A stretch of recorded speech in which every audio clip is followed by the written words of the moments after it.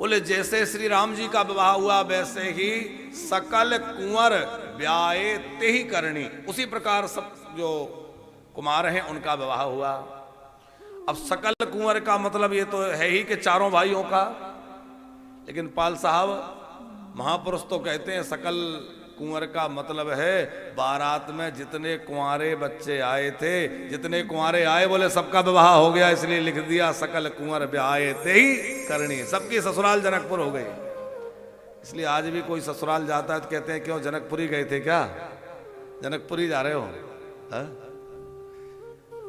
बड़ी अनुपम जोड़ियां हैं चारों लाल जी की जो जोड़ियां हैं उनका क्या कहना। देखो श्री सीता राम जी तो दिव्य जोड़ी है ही, लेकिन पाल साहब लक्ष्मण जी का विवाह किससे हुआ, उर्मिला जी से। जानकी लघु भगनी सकल सुंदर शिरोमणि जानकी, जो जानकी जी की छोटी बहन है उर्मिला जी, उनसे लक्ष्मण जी का विवाह हुआ। जैसे लक्ष्मण जी हमेशा राम जी के अनुगामी हैं, उसी प्रकार ये उर्मिला जी हमेशा जानकी जी के पीछे परछाई बन के चलने वाली हैं। जानकी लघु भगनी सकल सुंदर शिरोमणि जानकी। और आप दोनों का मेल देखिए, लक्ष्मण जिसने अपने मन का लक्ष्य निर्धारित कर लिया है, मन का लक्ष्य जिसने साध लिया है, कौन सा लक्ष्य, बोले राम जी को ही अपने जीवन का लक्ष्य बना लिया है, वो लक्ष्मण है। और उर्मिला, उर माने होता है हृदय, जिसने अपना हृदय उसी में मिला दिया और वह भी उसी लक्ष्य के पीछे चल दी, वह उर्मिला है। तो दोनों की जोड़ी बड़ी गजब की है। दूसरी जोड़ी है भरत और मांडवी की, और श्री भरतलाल जी की विशेषता क्या है, भरत शील गुण विनय बढ़ाई, भरत शील गुण विनय बढ़ाई। भरत जी का जो मुख्य गुण है वो है शील गुण, बड़े शीलवान है श्री भरतलाल जी। आप देखेंगे पूरे रामचरितमानस में भरत जी कितने शालीनता से, कितने शीलता के साथ व्यवहार करते हैं, अपना कोई आग्रह कहीं नहीं रखते। आप जिसमें प्रसन्न रहें, यही विधि प्रभु प्रसन्न मन होई, करुणा सागर कीजिए सोई। और मांडवी जी की विशेषता गोस्वामी जी लिख रहे हैं। मांडवी जी कैसे हैं, कुश केतु कन्या प्रथम गुण, कुश केतु कन्या प्रथम जो गुणशील सुख शोभामयी। बोले कुश केतु की जो कन्या है वह भी शील गुण प्रधान है। मांडवी जी में भी शील गुण की प्रधानता है और भरतलाल जी में भी शील गुण की प्रधानता है। दोनों की जोड़ी बड़ी अद्भुत है। चौथी जोड़ी कौन सी है, बोले श्री शत्रुघ्न जी और श्रुति कीर्ति जी। तो शत्रुघ्न जी का नामकरण करते हुए वशिष्ठ जी ने क्या कहा था, जाके सुमरण ते रिपुनासा नाम शत्रुघ्न वेद प्रकाशा। जो वेदों को प्रकाशित करने वाले हैं वो शत्रुघ्न हैं, अथवा जिनकी कीर्ति वेदों में प्रकाशित है वो शत्रुघ्न हैं। और श्रुति कीर्ति का क्या मतलब होता है, बोले श्रुति माने भी वेद होता है। श्रुति माने कहते हैं ना श्रुतियां, स्मृतियां, तो श्रुति माने वेद होता है। और वेद में जिसकी कीर्ति गाई गई है वो है श्रुति कीर्ति। तो शत्रुघ्न लाल जी की कीर्ति भी वेदों में, और श्रुति कीर्ति की जो कीर्ति है वह भी वेदों में है। इसलिए दोनों का बड़ा सुंदर मेल है और ऐसी अनुपम जोड़ियां मिली हैं। इसलिए गोस्वामी जी कहते हैं सम समधि देखे हम आजू। बोले ऐसा समानता आज तक देखी नहीं गई। दोनों में जो समानता समधियों में यहां मिली है, केवल समधियों में नहीं, वो जोड़ियों में भी अद्भुत समानता है। अच्छा, समधि शब्द बड़ा प्रचलित है, बड़ा अच्छा शब्द है। सबके समधि होते हैं, है? कभी आपने इस शब्द पे विचार किया?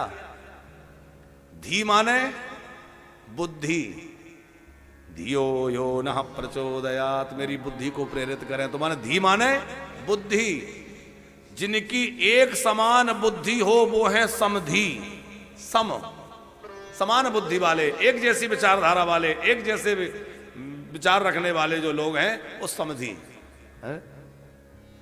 अब आजकल तो हालत ये है कि लड़की वाला झुके जा रहा है, दिए जा रहा है, और लड़के वाले का मन ही नहीं भर रहा है। अरे अब हमारे मेहमानों का स्वागत तो ऐसे होना चाहिए, ये तो होना ही चाहिए, ये तो आजकल चल ही रहा है, ये तो अब सभी करते हैं, इतना तो करना ही पड़ेगा।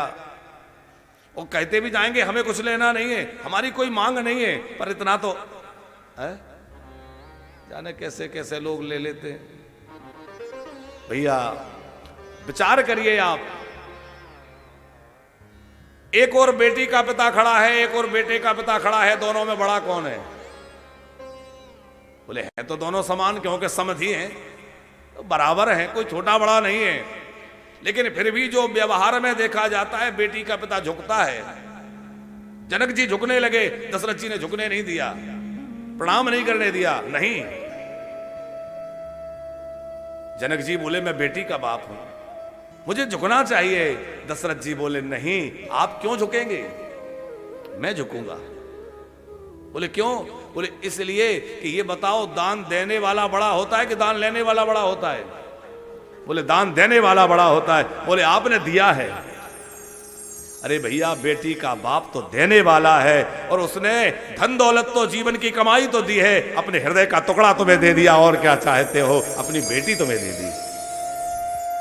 तुम्हारा बेटे का घर बसा दिया, घर के लिए लक्ष्मी दे दी, पढ़ाकर संस्कार देके शिक्षित करके, और एक अपनी कन्या को बड़ी करके और तुम्हारे बेटे के साथ कर दी। और इससे बड़ी संपत्ति क्या चाहते हो?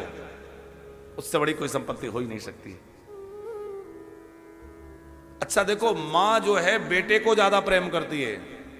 वैसे तो सभी समानता की बात है, लेकिन प्रायः मां का भाव बेटे में ज्यादा होता है और पिता का प्रेम बेटी में ज्यादा होता है। जब एक व्यक्ति की मां चली जाती है ना किसी की, और बेटी घर में थोड़ी बड़ी होने लगती है, तो उसको वो बेटी में ही अपनी मां नजर आती है। क्योंकि जैसे मां ध्यान रखती थी ना, वैसे बेटी ध्यान रखती है। बेटे को फर्क नहीं पड़ता कि आज पिताजी ने भोजन किया भी कि नहीं किया, पर यदि एक रोटी भी कम खाई तो बेटी पूछेगी पिताजी आज आपने एक रोटी कम खाई, क्या बात है? उसको इतना ध्यान है कि आज पिताजी के चेहरे पे उदासी है, आज पिताजी कुछ चिंतित हैं, कुछ परेशान है, पास में बैठ के पूछेगी पिताजी क्या बात है, आज आप कुछ परेशान लग रहे हैं, आपने दवाई ली कि नहीं ली, आप अपना ध्यान रखना। तो एक बेटी एक पिता का कितना ख्याल रखती है। और वही बेटी जिस दिन डोली में बैठने लगती है, उस पिता का कलेजा फटने लगता है। और जब बेटी को विदा कर रहा हो और उस पिता से कोई कहे कि भैया ये और दे दो, ये नहीं दिया, ये कमी छोड़ दी, आप विचार करो उसके दिल पे क्या बीतेगी। मैंने तो सब कुछ तो दे दिया।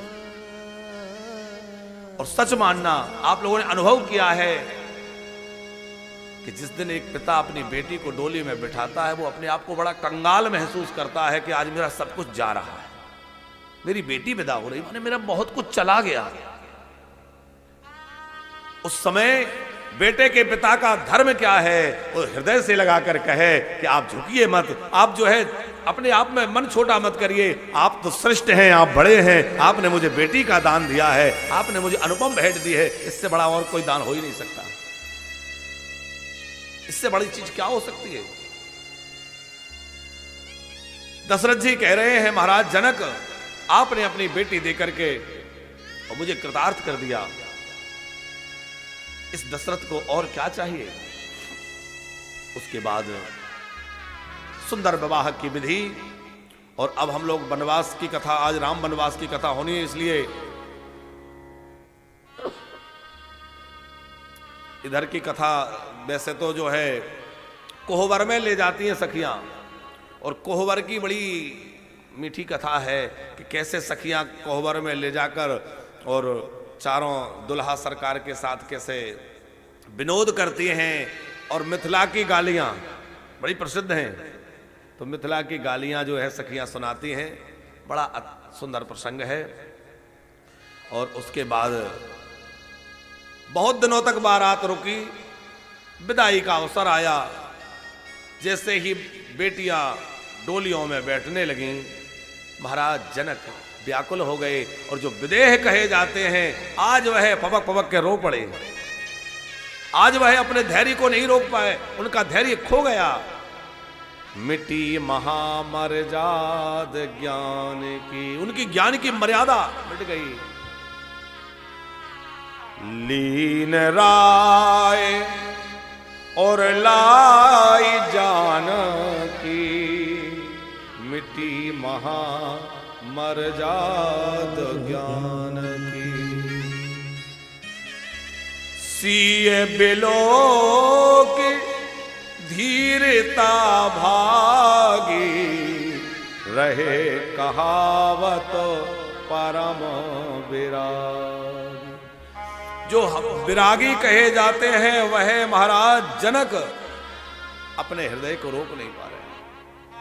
बार ही बार सुता और लाई, सज सुंदर पालकी मंगाई। डोलियों में पालकियों में अपनी बेटियों को बिठाया है, सुंदर शिक्षा दी है। बेटियों ध्यान रखना, कभी कोई ऐसी बात ना बन जाए, कोई ऐसा काम ना हो जाए जिसके कारण तुम्हारे पिता का सिर झुक जाए, तुम्हारे पिता को कभी नीचा देखना पड़े। बेटियां डोली में बैठी हैं, बारात विदा हुई है। बड़ी दूर तक महाराज जनक बारात को पहुंचाने गए हैं। बड़ी दूर तक जब पहुंचाने गए तो बार बार दशरथ जी कहते हैं आप लौट जाइए, आप लौट जाइए। जनक जी लौट नहीं रहे। गुरुदेव वशिष्ठ जी ने समझाया, राजन अब आप लौट जाइए, क्योंकि ऐसी मान्यता है कि मेहमान को बहुत दूर तक यदि विदा करने जाओ तो उसकी वापसी का जो वापसी आने का समय है वो भी बहुत दिनों बाद हो पाएगा। दोबारा आने का संयोग बड़े दिनों में बन पाएगा। इसलिए किसी को पहुंचाने बहुत दूर तक भी नहीं जाना चाहिए, ऐसी पुरानी मान्यता है। लेकिन कहां तक जाना चाहिए? तो पुराने समय की मान्यता है, पाल साहब आपको शायद स्मरण होगा कि किसी जलाशय तक, नदी तक अपने मेहमान को पहुंचाने जाना चाहिए। पुराने समय में गांव के आसपास नदी होती थी, तालाब, तो लोग वहां तक छोड़ने जाते थे। नदी तक छोड़ाए, तालाब तक छोड़ा। तो ऐसी प्राचीन मान्यता कि हमारे मेहमानों को जलाशय तक, नदी तालाब तक छोड़ के आना चाहिए। बार बार वशिष्ठ जी ने समझाया अब आप लौट जाइए। जनक जी लौटे तो पर लगता है सब कुछ लुट गया है। प्रभु श्री सीताराम जी के उस दिव्य छवि को, उस दिव्य मूर्त को हृदय में बिठा के जनक जी अपने नगर में लौट आते हैं। और उधर अयोध्या में पता चला कि बारात लौट के आ रही है, तो वहां तो माताएं जो है श्रृंगार सजाने में लगी हैं, दिव्य दीपमालाएं सज गई हैं, रंगोलियां बन गई हैं, बंधन बार लग गए हैं। वो अयोध्या पूरी ऐसी सजी हुई है, क्या कहना। बहुएं आ रही हैं, कौशल्या माता ने दिव्य अयोध्या को सजवाया है। और जैसे ही डोलियां उतरी, तीनों माताएं आरती की थाल लेकर दौड़ी और अपनी बहुओं की आरती उतार रही हैं कि बार करही आरती बारही बारा, करही आरती बारही बारा। प्रेम प्रमोद कहीं को पारा, प्रेम प्रमोद कहीं को पारा। बदोही समेत देखी सोत चारी, बदोही समेत देखी सुत चारी। परमानंद मगन महतारी, ओ परमानंद मगन महतारी। करही आरती बारही बारा, करही आरती बारही बारा। बार बार आरती उतार रही हैं, बहुओं की बलैया ले रही हैं। और उसके बाद बहुओं को लेकर के महल में पधारे हैं। और सुंदर जो है सब नेग करवाए, विवाह के बाद जो कुल रीति होती है, नेग होते हैं ना, वो सब नेग हो रहे हैं। सोदेने सोधी कल कंकण छोरे, सोदही के भी सब कंकण छोरे। सुंदर दिन देख करके गुरुजी ने कह दिया कि आज अच्छा मुहूर्त है, आज बहुओं के और बेटों के कंगन छूटेंगे। कंगन छुड़वाया जाता है ना, तो सुंदर दिन देख करके कंगन खुलवाए गए।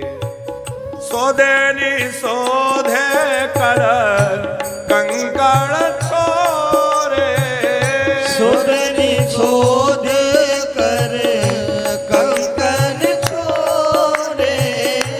मंगल मोद विनोद न खोरे, मंगल मोद विनोद न खोरे।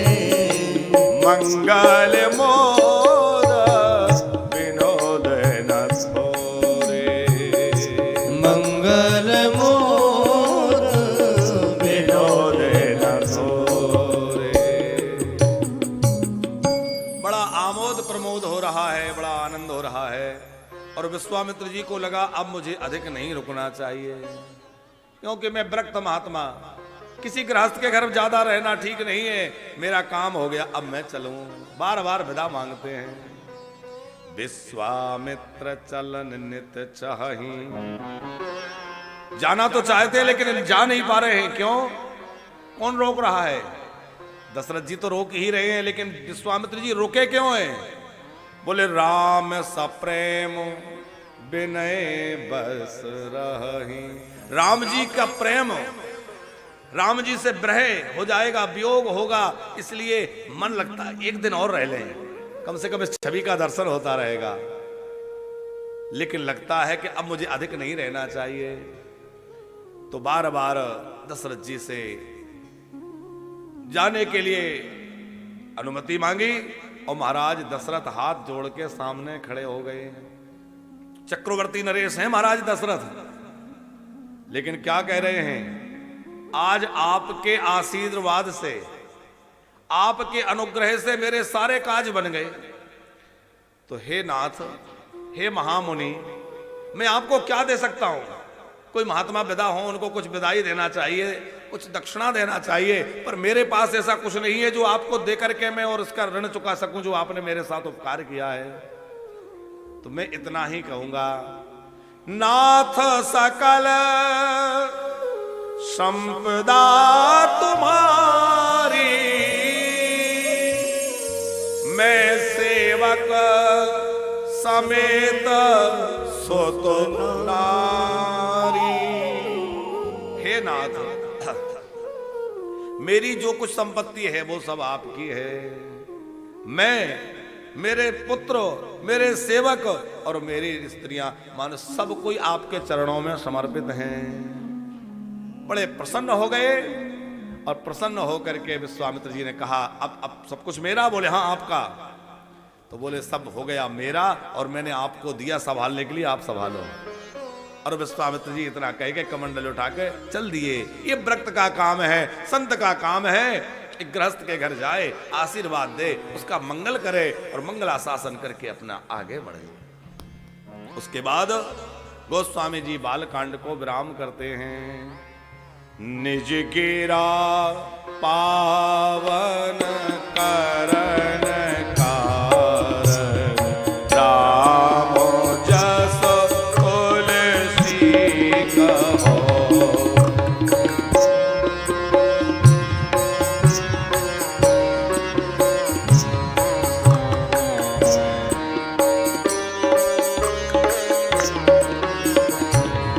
रघुवीर चरित अपार, भारे पार कवि कौन्लयो।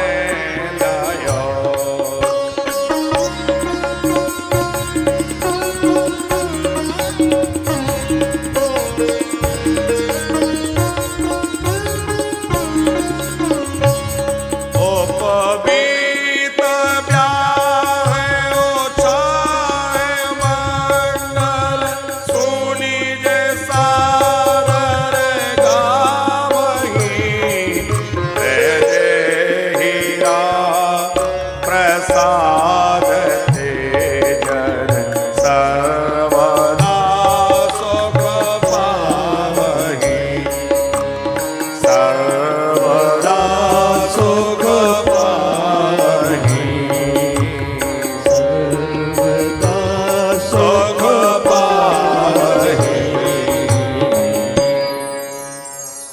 उपवीत ब्याह उछाह मंगल सुनीजे सादर गावई। श्री सीताराम जी के विवाह का मंगल प्रसंग, राम जी के उपनीत आदि का सुंदर जो चरित्र है, इसको जो सुनेगा गाएगा उसको क्या मिलेगा? वैदेही राम प्रसाद ते। श्री सीताराम जी के प्रसाद से, माने उनकी कृपा से वह हमेशा सुख पाएगा और उसके घर में उत्सव होते रहेंगे। भैया घर में कलह मची है, क्लेश हो रहा है, मन में अवसाद है, चिंता है, कुंठा है, डिप्रेशन बढ़ रहा है, तो क्या करें? बोले सीताराम जी के विवाह का पावन प्रसंग रोज पढ़े सुने, घर की सारी समस्याओं का निदान हो जाए। हाँ, हम लोग क्या है ये सोचते हैं कि कोई जादू की छड़ी घुमा दे हमारे काम बन जाए। अरे हमारे ग्रंथों में, रामायण में, भागवत में ऐसे ऐसे मंत्र हैं, श्लोक हैं, राम चौपाइयां हैं कि जिनके द्वारा सारे कष्ट, सारी क्लेश समाप्त हो सकते हैं। हम लोग आश्रय नहीं लेते। बाल कांड का विश्राम हुआ, अयोध्या कांड का आरंभ हुआ, और अयोध्या कांड के आरंभ में कुछ चौपाइयां हैं जो श्री सीताराम जी का विवाह हुआ है उसके उत्सव के रूप में गोस्वामी जी ने गाई हैं। तो वो चौपाइयां घर में यदि कोई नित्य पढ़े तो उसके घर में हमेशा सुख का वातावरण रहता है, आनंद का और उल्लास का वातावरण बना रहता है। बड़ी दिव्य चौपाई है। हम लोग भी 2-4 चौपाई गा के आगे की कथा में चलेंगे। जब ते राम ब्याह घर आए, जब से राम ब्याह घर आए, नित नव मंगल मोद बधाए, नित नव मंगल मोद बनाए। हो भुवन चारि दस उधर भारे, भुवन चारि दस उदर भारी, सुकृत मेघ बरसहि सुख बारी, सुखद मेघ बरसहि सुख बारी।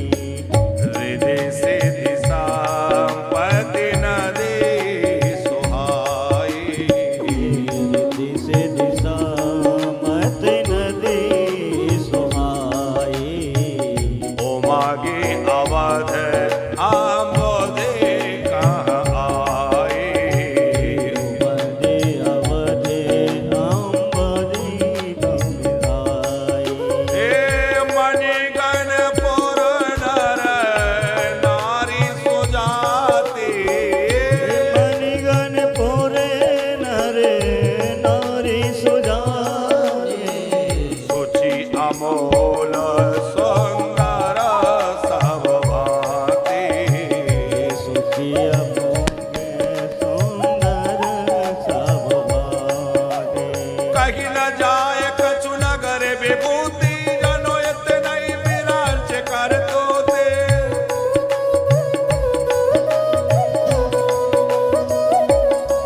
हो सब विधि सब पुर लोग सुखारी, सब विधि सब पुर लोग सुखारी, रामचंद्र मुख चारि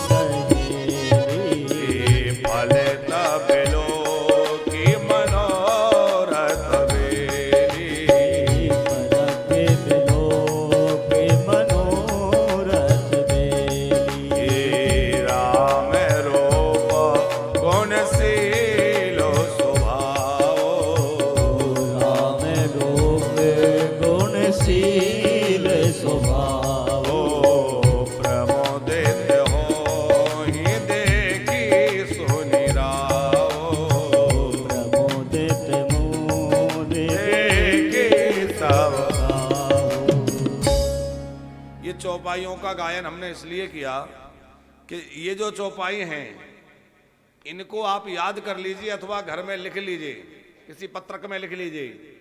रामचरितमानस में जहां से अयोध्या कांड प्रारंभ हुआ है, पहले तो श्लोक हैं, उसके बाद एक दोहा है, श्री गुरु चरण सरोज रज निज मन मुकुर सुधार वर्णौ रघुवर विमल जस जोदायक फलचार।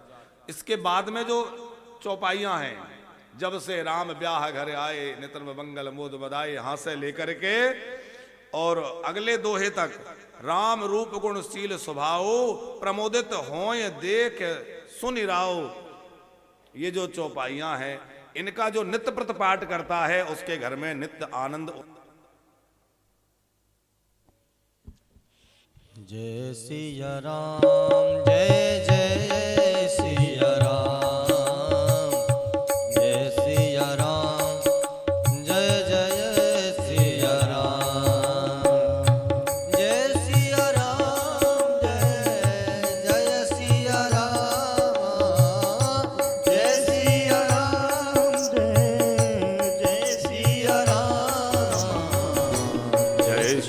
राम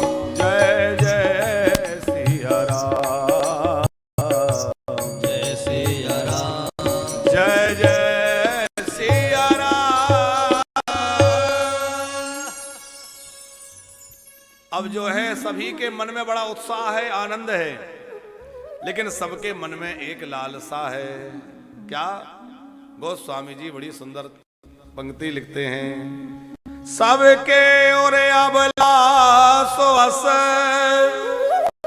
कहि मनाय महेशु, आप अचत जो विराज पद राम ही देहु नरेशु।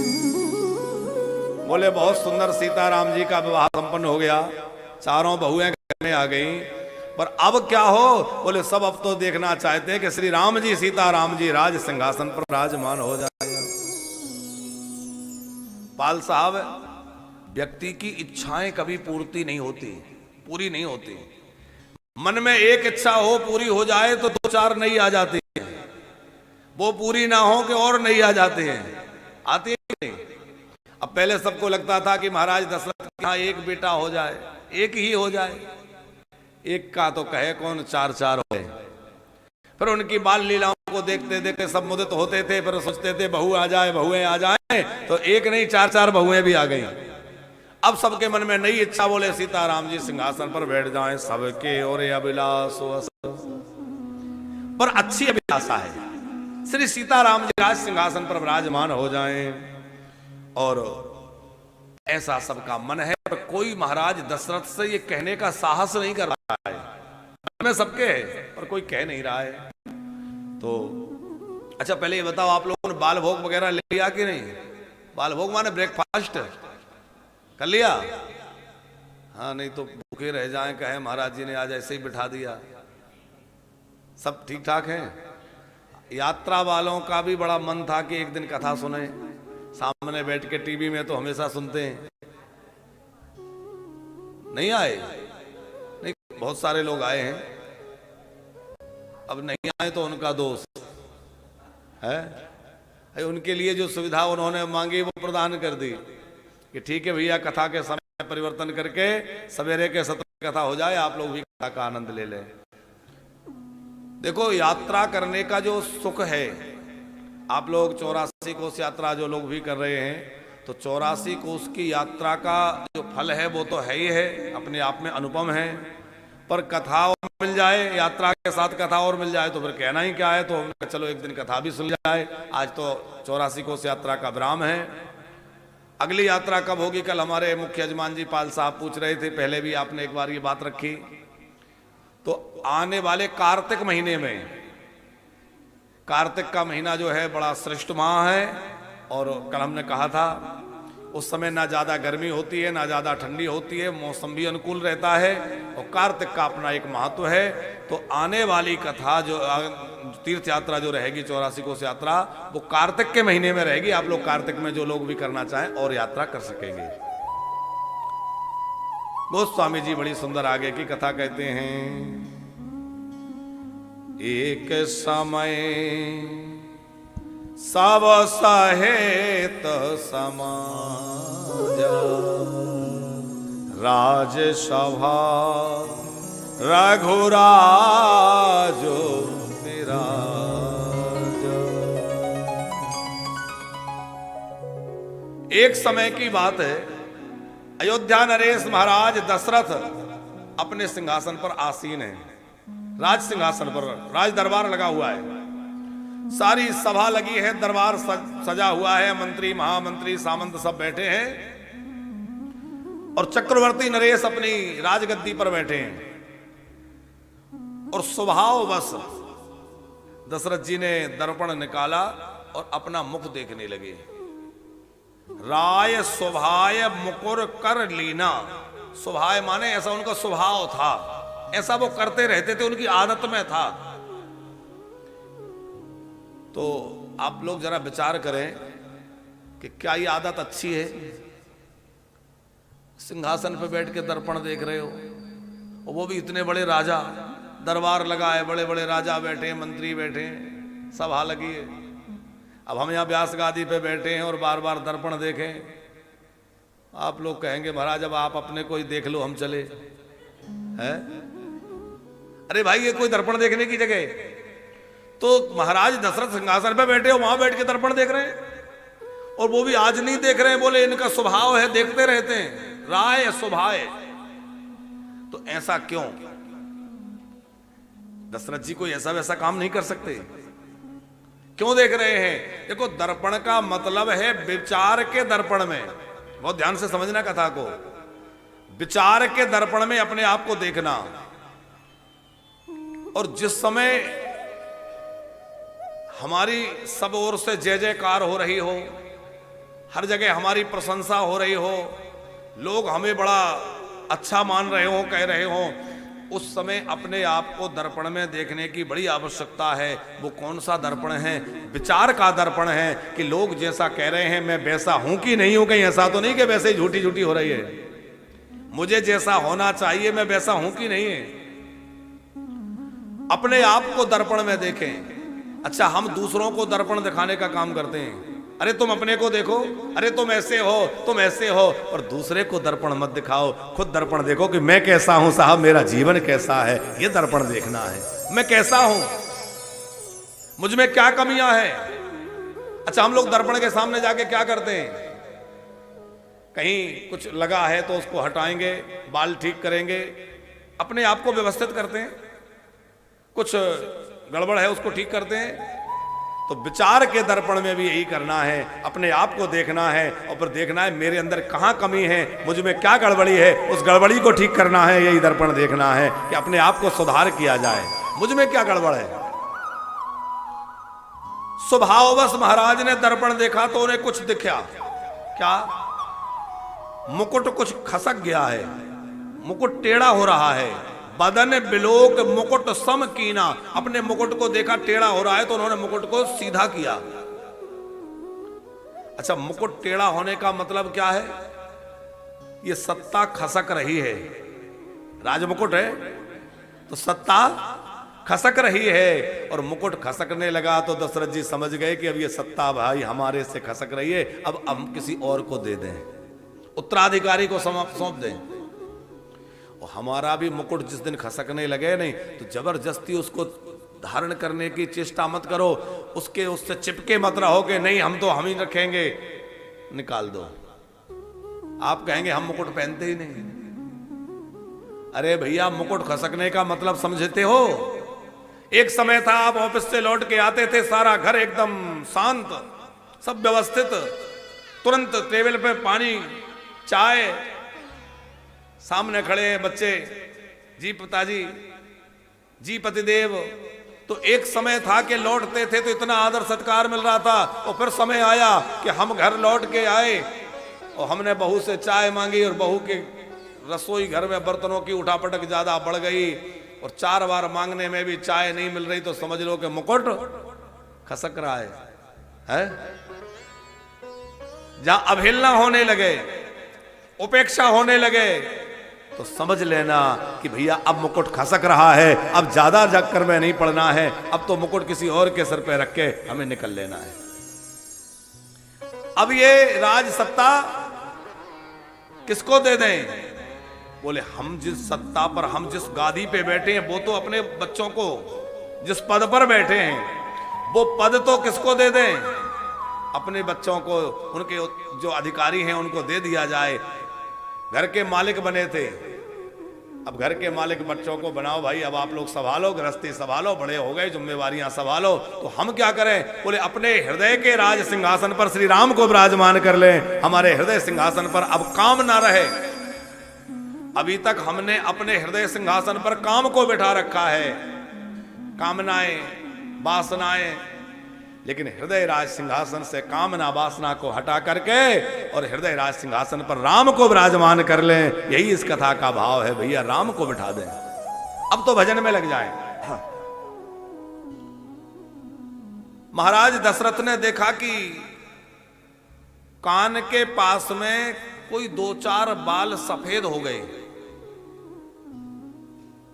श्रवण समीपो भय सित के सा और मन हो जरठ पन आस देखा कि कान के समीप में कुछ बाल सफेद हो गए। जब उम्र के हिसाब से बाल सफेद होते हैं, अब आजकल तो बीमारी के कारण लोगों की सफेदी आ रही है, छोटे छोटे बच्चों के बाल सफेद हो रहे हैं, तो उसके लिए तो कुछ कहा नहीं जा सकता। पर उम्र के हिसाब से जब बाल पकते हैं तो सबसे पहले कान के पास के बाल सफेद होते हैं। क्यों? वो कान में कुछ कहते हैं। क्या कहते हैं? ध्यान से सुनना। वो बाल कहते हैं कि देखो हमने अपना रंग बदल लिया, हम काले थे अब सफेद हो गए, तुम भी अपना रंग बदल लो, काले कारनामे छोड़ दो और बढ़िया सीधे रास्ते पे आ जाओ। काले कारनामे छोड़ दो, बुरे काम छोड़ दो। अच्छा, बाल कहते हैं हम तब भी बाल थे जब तुम बाल थे। जन्म एक साथ ही हुआ, बाल हमारे साथ ही आते हैं। पहले तुम भी बाल थे, हम भी बाल थे, हम आज भी बाल हैं, तुम बड़े हो गए, वृद्ध हो गए, लेकिन हमने आज अपना रंग बदल लिया है। तुम भी अपना रंग ढंग बदल लो और भैया सही रास्ते पे आ जाओ। यही तो वो बाल कहना चाहते हैं। हम लोग तो बढ़िया बढ़िया खिजाब लगा के उनको फिर काले करके और उनको अनदेखा करते हैं। एक संत कह रहे थे, बोले बाल सफेद क्यों हो गए? किसी से पूछा तो वो बोले, श्वेत श्वेत लखी कचन को वृद्ध कहो नहीं कोय, और खोजन में घनश्याम के गई श्यामता खोए। बोले घनश्याम को खोजते खोजते श्यामता चली गई। तो हमारी श्यामता जाए तो कहाँ जाए? बोले भैया बुढ़ापा गोविंद के भजन में जाए, उसी को खोजने में जाए। हम उसी की खोजने में हैं, उसी से कहें प्रभु हम आपके दास हैं, आप हमारे स्वामी हैं, रैदास की तरह भाव।